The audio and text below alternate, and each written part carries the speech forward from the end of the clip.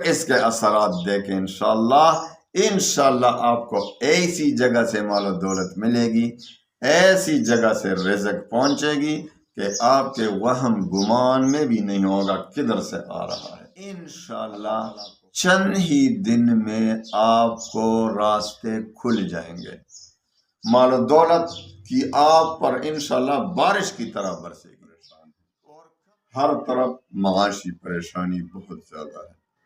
تو سب سے پہلے تو میں ایک بات آپ سے عرض کروں، ایک انتہائی اللہ تعالیٰ کے 2 ناموں کا وظیفہ دیتا ہوں انشاءاللہ۔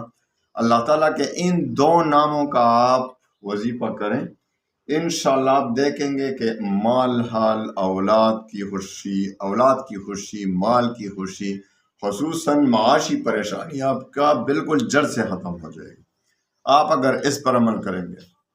لیکن ایک ضروری بات پہلے سن لیں کہ الحمدللہ رمضان گزر گیا، رمضان کے روزے رکھے، الحمدللہ جنہوں نے رکھے شکر ادا کریں، اور جنہوں نے کسی عذر کی وجہ سے نہ رکھے ہوں گے وہ بھی انشاءاللہ جب موقع ملے گا وہ رکھیں گے، قضا روزے رکھیں گے، لیکن استغفار بھی پڑھیں۔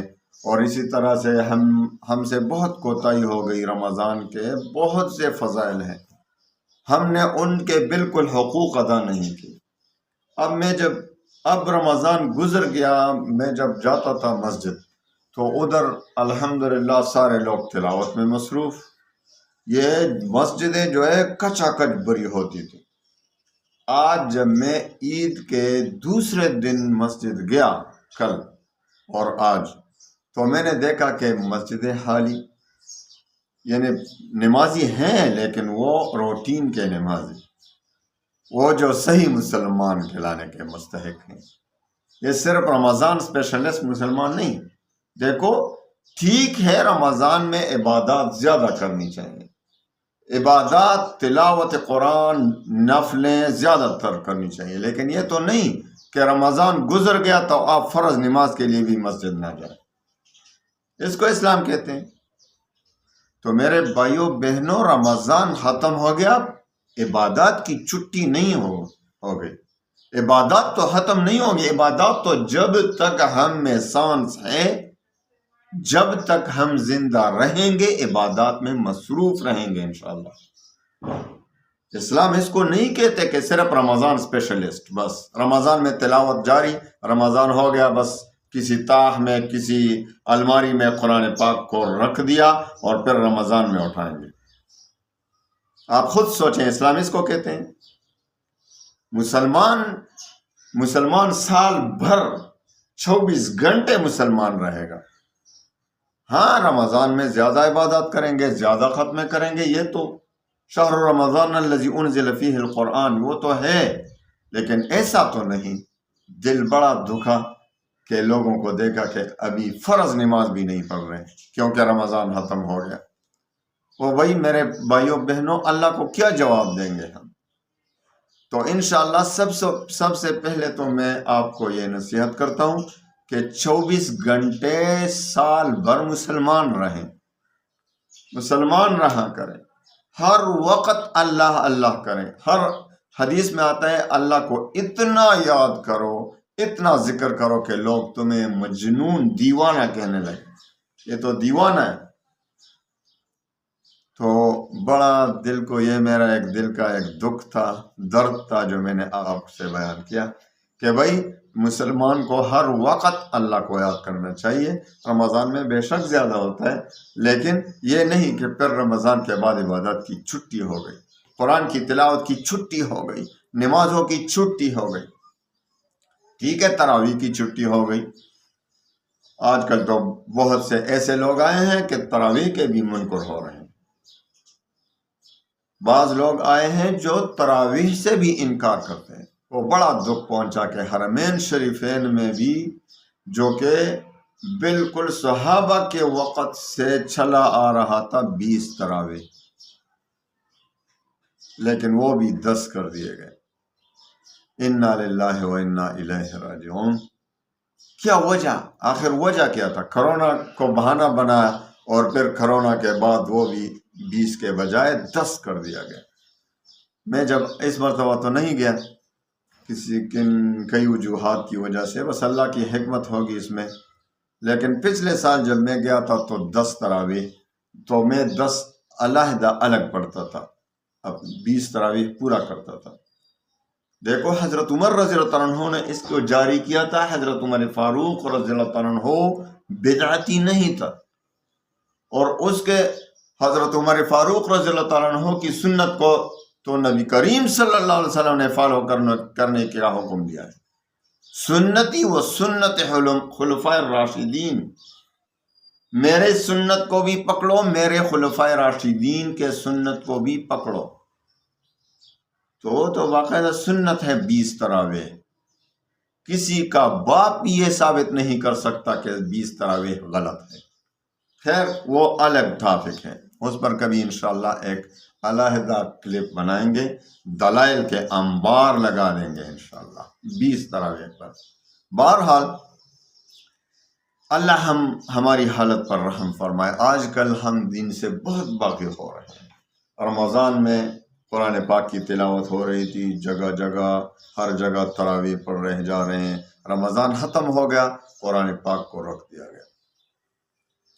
کیا آپ قرآن کو نہیں پڑھیں گے؟ قرآن کو پڑھیں روزانہ. قرآن کا یہ حق ہے. علماء کہتے ہیں، علماء فرماتے ہیں کہ قرآن کا یہ حق ہے کہ روزانہ کم از کم ایک پارے کی ایک پاؤ کو تلاوت کریں. یہ اس کا حق ہے.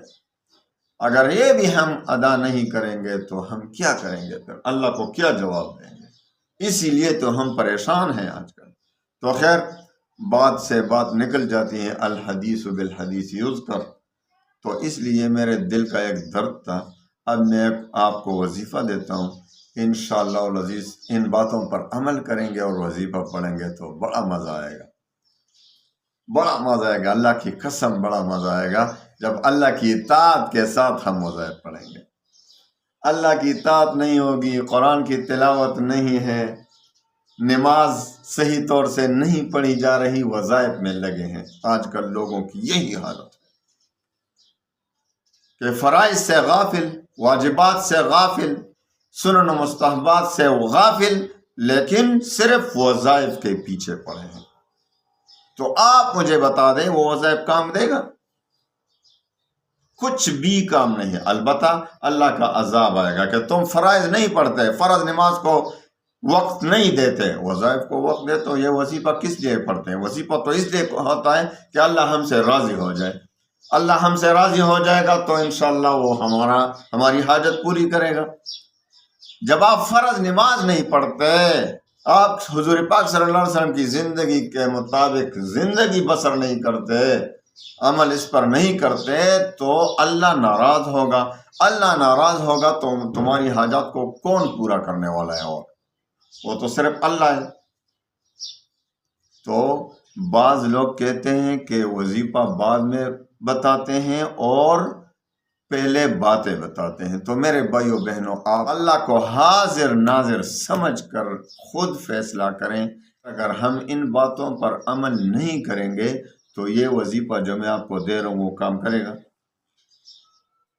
اس لیے وظیفے سے پہلے آپ کو وظیفے کا طریقہ سکھا رہا ہوں کہ آپ زندگی کو جس طرح ڈرائیونگ کرتے ہیں نا، ڈرائیونگ کا اپنا طریقہ ہوتا ہے، اسی طرح ہماری زندگی کو بھی یہ ڈرائیونگ کر رہے ہیں. ہم کس طرح چلانا ہے، ڈرائیونگ کا طریقہ نہیں آتا ہوگا تو پھر کیا ہے؟ ایکسیڈنٹ.